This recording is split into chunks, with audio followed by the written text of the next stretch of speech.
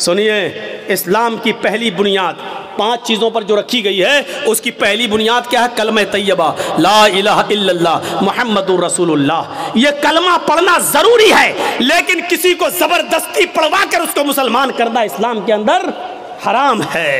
اس کے بعد اسلام کی دوسری بنیاد آتی ہے نماز۔ نماز فرض ہے، بہت ضروری ہے، لیکن اپنا کام دھندا چھوڑ کے 24 گھنٹے سجدوں پہ سجدے ٹھونکے رہنا، یہ اسلام نے اس کو جائز قرار نہیں دیا ہے۔ جمعہ کی نماز فرض ہے ہر مسلمان مرد پر، عاقل اور بالغ پر، لیکن جمعے کی نماز کے لیے صبح آ جاؤ اور شام تک مسجد میں رہ کر سجدوں پہ سجدے کرتے رہو، یہ بس نہیں سکھایا، بلکہ کہا فَإِذَا قُضِيَتِ الصَّلَاةُ فَانتَشِرُوا فِي الْأَرْضِ۔ جب نماز جمعہ ہو جائے تو آپ مسجد خالی کر دو اور رکشہ چلاؤ، لکڑیاں اکٹھی کرو، جنگلوں سے لا لا کر بازار میں بیچو، محنت کرو، مزدوری کرو، کھیتی کرو، باڑی کرو، اور اپنی بیوی اور بچوں کا پیٹ پالو، ان کے لیے محنت اور مزدوری کرو۔ اسلام نے یہ شکشا دی ہے۔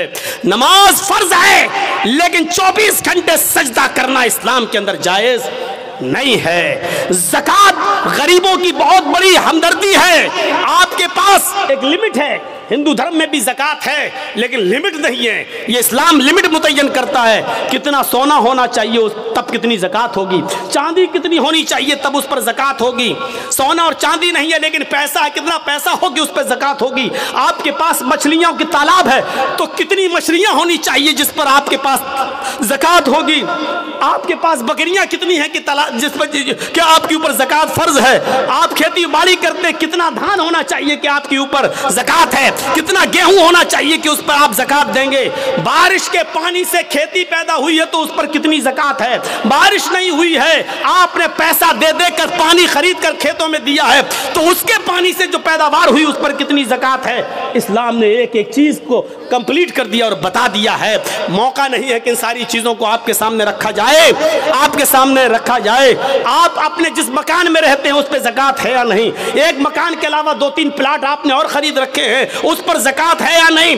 اگر وہ مکان پلاٹ آپ کے ہیں تو اس پر زکوٰۃ ہے یا نہیں؟ اگر اس کو بیچنے کے لیے رکھے ہیں، آپ اس کو بیچیں گے، بزنس کر رہے ہیں، اس کو بیچ کر پھر دوسرا خریدیں گے، تو بیچنے کی نیت سے جو آپ نے زمین اور پلاٹ خریدے ہیں تو اس پر زکوٰۃ ہے یا نہیں؟ ہے تو کتنی ہے؟ آپ کپڑے کا کاروبار کرتے ہیں، اس پہ زکوٰۃ ہے یا نہیں؟ جس دکان میں بیٹھتے ہیں اس پہ زکوٰۃ ہے یا نہیں؟ دکان پہ جو مال رکھا ہے اس پہ زکوٰۃ ہے یا نہیں؟ یہ تمام چیزیں اسلام نے بتا دی ہیں۔ اس لیے کہتے ہیں کہ اسلام ایک مکمل مذہب ہے جو کسی دوسرے دھرم کے اندر آپ کو نہیں ملے گا۔ اتنا لکھا غریبوں کو دو، کتنا دو، کچھ نہیں، کروڑوں والا 1 روپیہ دے کے بھی نکل جا، ہو گیا۔ لیکن اسلام میں اگر 1 لاکھ روپیہ تمہارے پاس ہے تو 2500 دینا پڑے گا۔ 2500 اگر 2400 دو گے اور 100 روک لیا تب بھی آپ گناہگار ہیں، یاد رکھیے گا۔ 1 لاکھ ہے، 2500 آپ پر زکوٰۃ بن رہی ہے۔ اگر آپ نے 2499 روپے دے دیے اور 1 روپیہ روک لیا تو آپ گناہگار ہیں۔ اسلامی حکومت ہوگی تو آپ سے جنگ کی جائے گی، آپ سے قتال کیا جائے گا، آپ سے لڑا جائے گا۔ اگر آپ 1 روپیہ دینے سے منع کریں گے تو آپ کے خلاف جہاد کیا جائے گا۔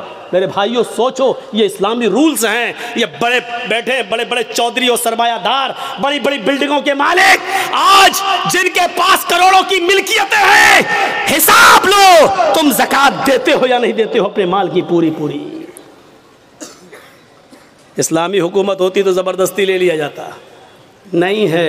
وہ کہے گا بے آج تو مولویوں کو سب سے زیادہ سننا پڑتی ہے، آ گئے صبح صبح میرے پاس لینے، بیٹھو 10 بجے اٹھیں گے، صاحب سو رہے ہیں۔ اللہ کا شکر ادا کرو کہ ان مولویوں نے تمہارے لیے بہت آسانی پیدا کر دی، ورنہ ذمہ داری تمہاری تھی مدرسوں میں پیسہ پہنچانے کی۔ یہ تمہارے گھر آ کر تمہیں عذاب الہی سے بچا رہے ہیں، تمہارے گھر آ کر، اور تم ان مولویوں کے بارے میں کہتے ہو کہ جاؤ صبح آنا، جاؤ 10 بجے آنا، بھی ہم سو رہے ہیں۔ یہ زمین کہیں پھٹ نہ جائے، اور اے امیر آدمی، اے چودھری، کہیں تو اس زمین کے اندر دھس نہ جائے، دھس نہ جائے۔ مولویوں کی 2 سال کرونا رہا، کبھی آپ نے سوچا علماء کا کیا ہوا بیچاروں کا؟ جو مدرسے بند ہوئے ان کا بارے میں سوچا کبھی آپ؟ ایک مولانا صاحب مسجد میں دعا کر رہے ہیں، وہ ویڈیو بڑا وائرل ہو رہا ہے۔ 26 سال تک انہوں نے کسی مسجد میں امامت کی، 26 سال کے بعد ان کی تنخواہ کتنی ہوئی؟ 12,000۔ 12,000۔ اب وہ مسجد میں جمعہ پڑھانے کے بعد جمعہ ختم کرنے سے پہلے دعا کر رہے ہیں اللہ 26 سال میں نے اس مسجد میں جمعہ پڑھایا ہے، اس مسجد میں نماز پڑھائی ہے، آج میری تنخواہ 12,000 ہے، جتنی میری تنخواہ ہے اتنی تنخواہ، اتنا ہی کاروبار، اتنی ہی دولت کا مالک مسجد کے سیکریٹری کو بنا دے، مدرسے کے سیکریٹری کو بنا دے، مسجد کے متولی کو بنا دے۔ سب چپ۔ اس نے کہا آمین بولو، آمین بولو، کوئی آمین ہی نہیں بول رہا۔ کہا کیوں، کیا ہوا؟ تمہیں یہ دعا بری لگ رہی ہے تو کم سے کم مولویوں کے بارے میں بھی تو سوچو۔ 12 سال سے اس کی تنخواہ 3,000 4,000 سے آیا، 12 سال 26 سال میں اس کی تنخواہ 12,000۔ یہ قوم کا حال ہے جو اپنے امام کی قدر نہ کر سکے، جو اپنے امام کی تنخواہ نہ بڑھا سکے، جو اپنے امام کو کھاتا اور پیتا ہوا نہ دے سکے، وہ اسلام کے لیے کیا قربانی دے گا؟ کون کرے گا ان کی دیکھ ریکھ؟ میں نے کہا نا 4 لاکھ مدرسے، 50 لاکھ علماء،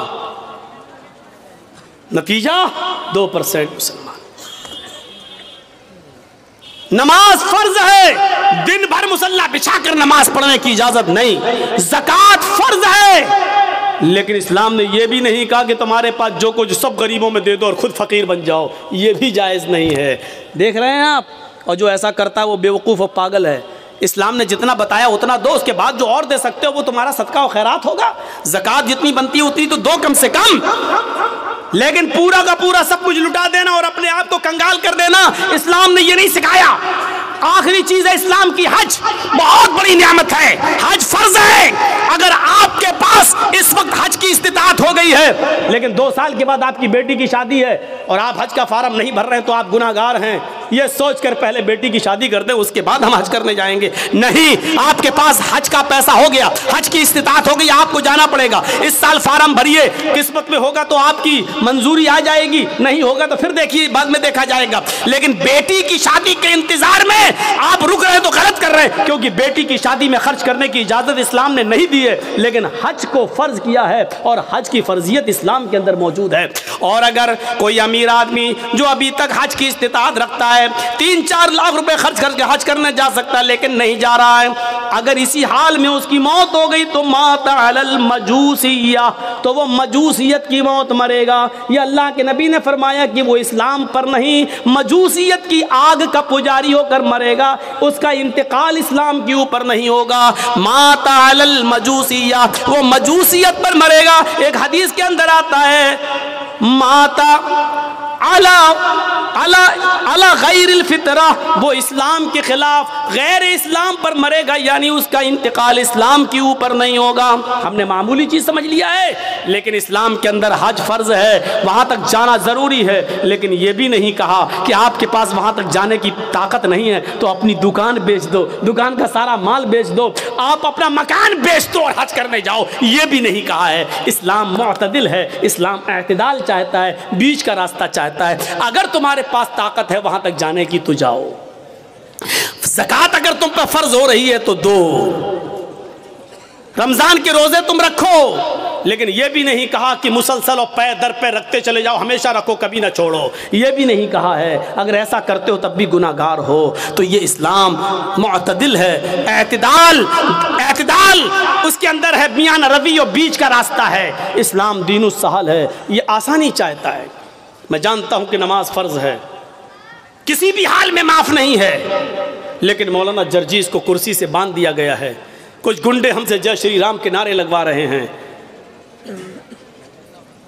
مار رہے ہیں۔ اسی وقت اذان کی آواز آتی ہے اللہ اکبر اللہ اکبر، جرجیز صاحب نماز اس وقت بھی معاف نہیں۔ دیکھ رہے ہیں آپ،